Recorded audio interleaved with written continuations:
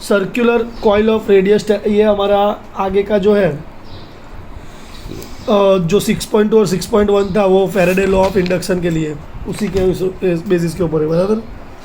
तो अभी हमारा 12th स्टैंडर्ड के अंदर फिजिक्स के अंदर हमारा चैप्टर नंबर 6 चल रहा था, बराबर। उसके अंदर हमारा 6.2 एग्जाम्पल तक हमने किया था। अभी आज जो देखना है वो 6.3, a circular coil of radius 10 centimetre, बराबर। रेडियस 10 सेंटीमीटर, हमें क्या दिया हुआ है, R is equal to 10 centimetre. Radius कितनी है, 10 सेंटीमीटर, बराबर।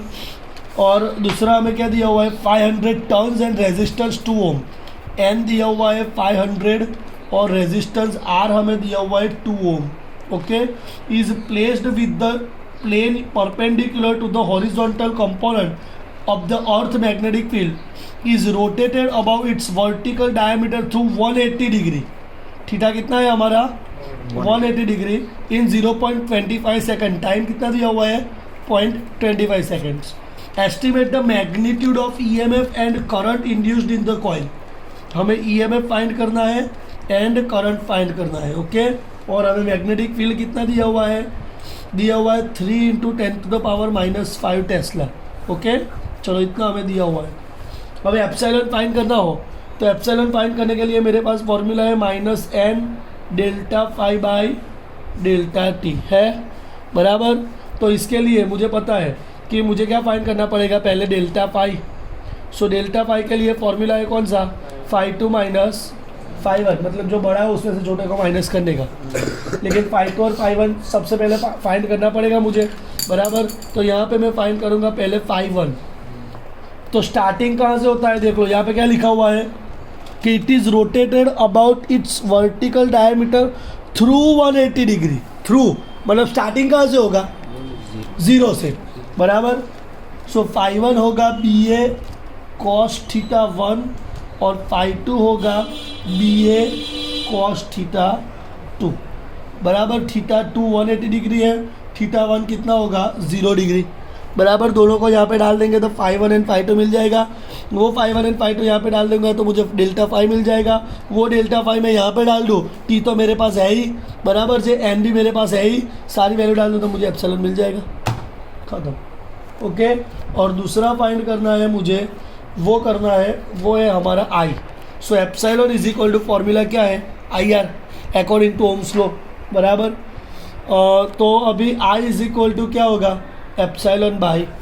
एप्सिलॉन मुझे कहाँ से मिलेगा, ऊपर से।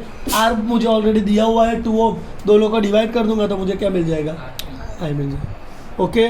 तो इस तरीके से करना है, सिंपल है। लेकिन इसके अंदर आपको φ1 थ्रू 180 बोला था। थ्रू 180 मतलब स्टार्टिंग हम करेंगे यहाँ से और जाएगा यहाँ तक, तो मतलब स्टार्टिंग हम 0 से किया और एंड हुआ 180 डिग्री पे, बराबर। तो ये हमें ये करना है, ओके। चलो अभी इसके बाद सबसे मोस्ट इम्पॉर्टेंट टॉपिक वो है हमारा लेंज लॉ,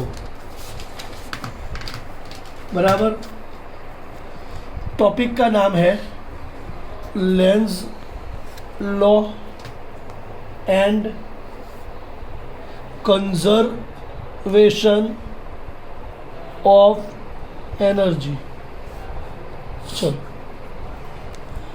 अभी इसके अंदर पहले मैं फिगर प्लॉट कर देता हूँ, एकदम ध्यान से देखना भाई। ये हर बार, सिर्फ लास्ट टाइम नहीं आया था, बाकी 70 to 80% हर एक एग्ज़ाम में ये 2 या 3 मार्क की थियरी में होता है, बराबर।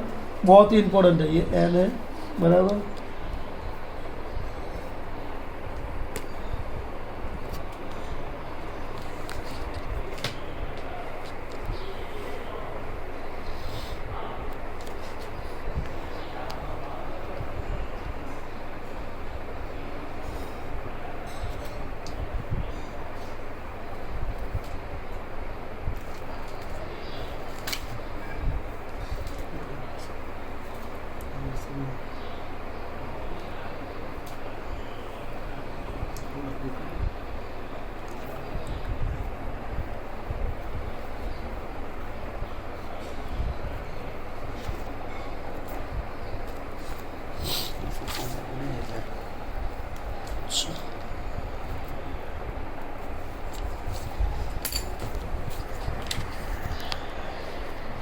चलो अभी देखो ये क्वेश्चन कैसे आ सकता है। आपको ऐसा बोल सकते हैं कि भाई explain Lenz law, explain Lenz law and prove that it is obeyed the conservation law of energy.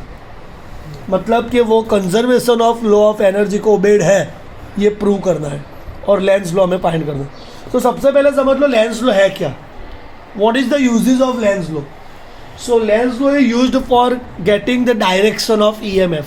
मतलब कि ईएमएफ की डायरेक्शन हमें फाइंड करने के लिए, मतलब कि उसकी डायरेक्शन हमें देखने के लिए, मतलब कि हमें स्पेसिफाई करने के लिए हमें कौन सा लॉ यूज़ होगा, लेंस लॉ। बराबर। अभी तक हमने ईएमएफ का फॉर्मूला डिराइव कर दिया, कौन सा, epsilon is equal to minus delta phi by delta t. But उसकी डायरेक्शन मुझे नहीं पता थी, तो उसकी डायरेक्शन हमें किससे पता चलेगी, by according to Lenz law. Lenz law कहता क्या है, उसका स्टेटमेंट क्या है। तो समझो कि जिसके कारण, मैं पहले हिंदी में एक्सप्लेन कर देता हूँ, जिसके कारण ईएमएफ इंड्यूस होता है, जिसके कारण ईएमएफ इंड्यूस होता है, उसी का अपोज करता हुआ एक मैग्नेटिक फील्ड प्रोड्यूस होता है, उसी का अपोज करता हुआ एक मैग्नेटिक फील्ड प्रोड्यूस होता है, और हमारा जो इंड्यूस्ड ईएमएफ है वो उसी की डायरेक्शन में जाता है। समझो एक सिंपल एग्जांपल देता हूँ कि मैंने एक लड़के को पढ़ाया, बराबर, उसको पढ़ाया लिखाया, बराबर कंप्लीट पढ़ा के उसको मैंने आईएएस बनाया, बराबर।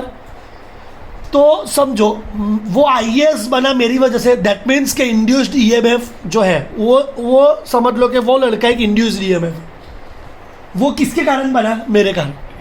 मतलब मेरे कारण ये इंड्यूस्ड ईएमएफ प्रोड्यूस हुआ, तो उसी का अपोज करता हुआ एक magnetic field, electric field produce होगी। दैट मीन्स कि अभी वो क्या करेगा, वो मेरे से पढ़ा, लेकिन वो अभी खुद की एकेडमी बनाएगा। मतलब मेरा अपोज करता हुआ उसने एक मैग्नेटिक फील्ड बनाई, समझा, बराबर। अभी उसने वो क्या बोलेगा कि भाई हाँ मैं सागर सर का स्टूडेंट हूँ, उसी करके वो बच्चे लेता जाएगा, और उसने अपनी खुद की एक एकेडमी बना ली। और अभी जो ईएमएफ इंड्यूस्ड होने वाले हैं वो सब कहाँ जाएंगे, उसके पास जाएंगे, बराबर। तो ये हमारा लॉ है, बराबर। क्या कि इंड्यूस्ड ईएमएफ जिसके कारण प्रोड्यूस होता है, उसी का अपोज करता हुआ एक मैग्नेटिक फील्ड प्रोड्यूस होता है, और उसी की डायरेक्शन में ईएमएफ जाता है। ये हमारा लेंस लॉ का स्टेटमेंट है, बराबर है। Okay, the magnetic field produced to oppose whose induced EMF, मतलब कि जो इंड्यूस ईएमएफ प्रोड्यूस करता है उसी का अपोज करता हुआ एक मैग्नेटिक फील्ड प्रोड्यूस होता है, and the induced EMF are going in the direction of magnetic field, बराबर। वही मैग्नेटिक फील्ड के डायरेक्शन में कौन जाता है, इंड्यूस ईएमएफ जाता है। तो ये हमारा लेंस लॉ का स्टेटमेंट हो गया, बराबर। स्टेटमेंट हो गया, समझ में आया। स्टेटमेंट क्या कहता है कि भाई जिसके कारण इंड्यूस्ड ईएमएफ प्रोड्यूस होगा, उसी का अपोज करता हुआ एक मैग्नेटिक फील्ड प्रोड्यूस होगी, और जो इंड्यूस ईएमएफ है वो उसी के डायरेक्शन में जाएगी। अभी उसको मैंने समझा ना, अभी ये लेंस लॉ खत्म हो गया। अभी ये कंजर्वेशन ऑफ एनर्जी के ओबेड है या नहीं, तो इसके लिए मैंने दो फिगर प्लॉट किए, दो एग्जाम्पल लिए। स्टार्ट कर दे। Take a one bar magnet and the north pole of the bar magnet is placed opposite side of the loop, बराबर। क्या करना है, एक बार मैग्नेट लेना है और बार मैग्नेट का नॉर्थ पोल लूप के बराबर सामने आए, ऐसा हमें प्लेस करना है, और उस बार मैग्नेट को लूप के नज़दीक ले जाना है। ओके, बराबर, ये सब में करना है।